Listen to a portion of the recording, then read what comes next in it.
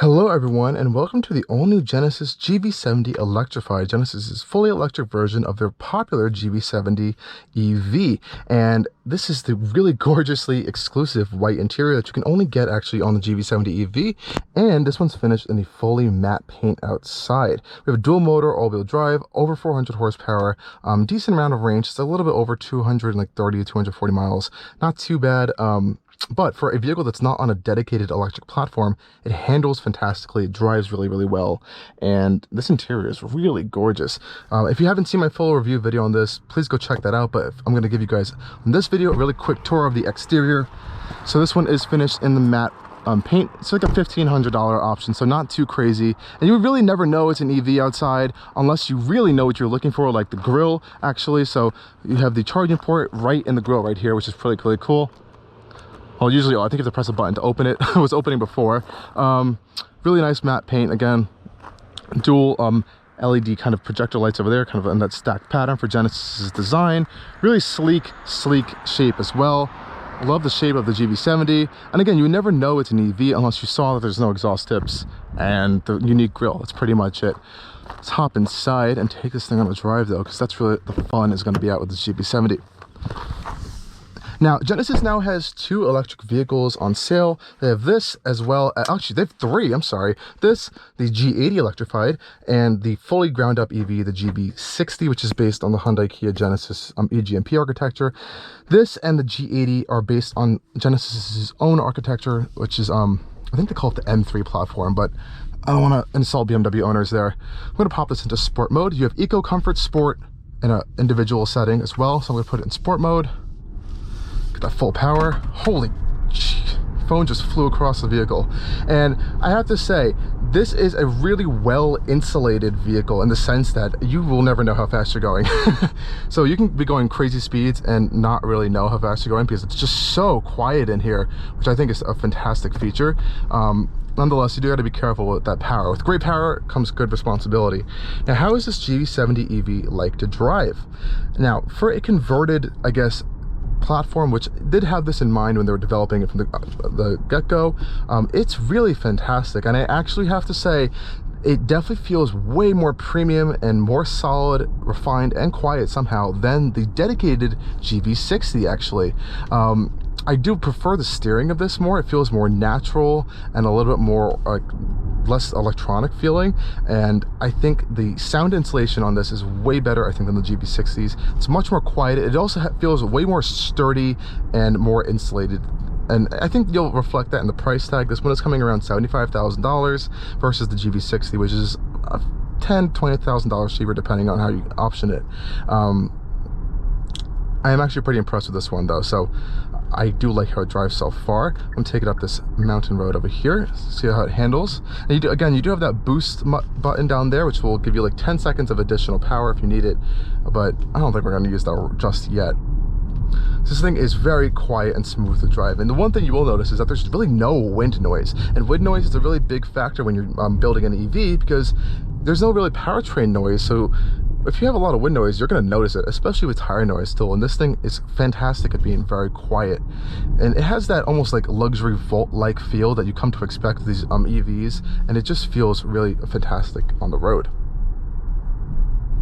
And Genesis's infotainment system right here, of course, you can operate as a touchscreen, but even in my driving position, I can't really reach it. So that's why they do have their scroll wheel down here, which is easy to use. And I think most vehicles should have both options. I feel like a full touch space layout is personally not my favorite thing, but you know, some manufacturers do go for that. But I do like a nice physical knob to kind of control things, and I do love how the climate controls are separated down here for you to access quickly as well.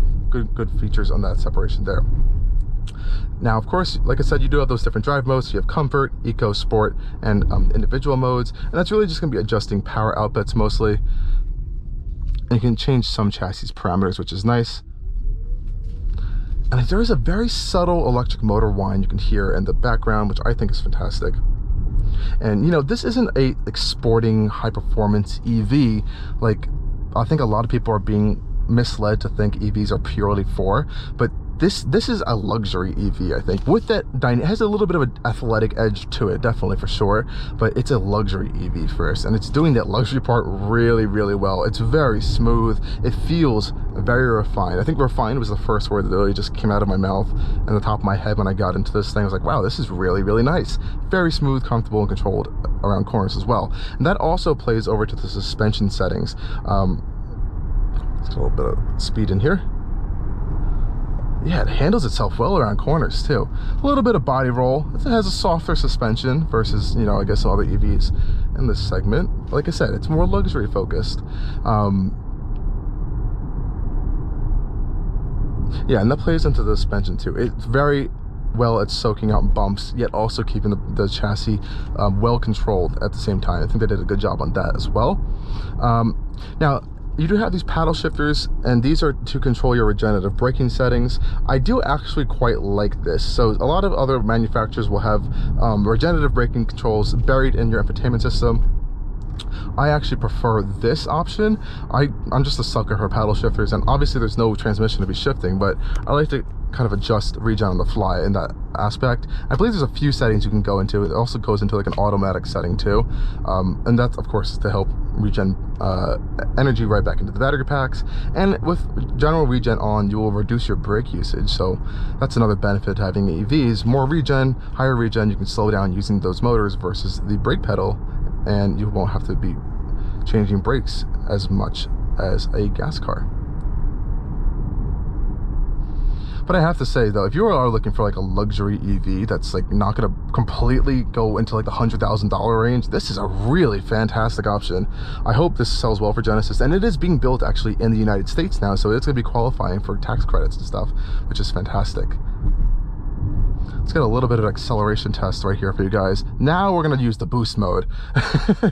I'm gonna do this for Instagram for all you guys on there too, so sorry for this duality of filming, but it's a busy day and we need to test things out.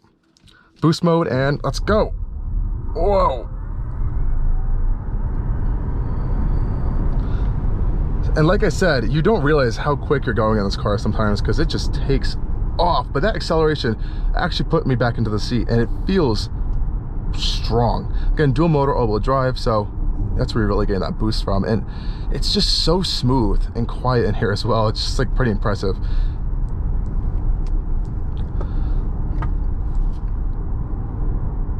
And popping it back into like comfort or my mode or eco mode, your throttle is definitely going to relax itself more too, so you're not going to be feeling like you're on edge all the time in sport mode, and I think that's perfectly fine. That's a very fine way to drive this vehicle as well, and that's actually going to adjust in your range estimation as well. So if you go to your EV settings right there, you can see your different range estimates.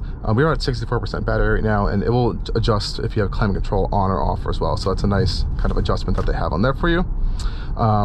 And completely random fact, it has nothing to do with driving, these headrests are like actual pillows. They don't look like pillows, but they're so comfortable. I've never actually felt a headrest that's that comfortable in like a non-high super end like Maybach or something. That's really a nice headrest. Kudos to Genesis for that one.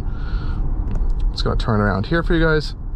And another fun perk with the Genesis products is they're absolutely fantastic dynamic cruise control systems and radar cruise control systems. Those are really some of the best in the industry right now still, and they work so well and so simply. And check out the high resolution of those cameras too.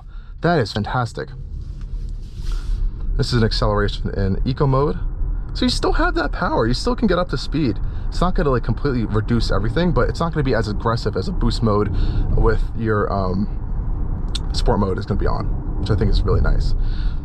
So off the bat, what are we thinking of the GV70 EV? Fantastic option. You know, I think some people are going to be turned away by the lower range than you're going to find in some other high range EVs in this price segment, but I think this is a really fantastic option. And if you can get like a good discount on the tax credit or something on it, I think this is a great way to go. It definitely is leagues and bounds above something like a Tesla Model Y in terms of interior quality, especially in quietness as well. It definitely feels more refined of a vehicle inside and out.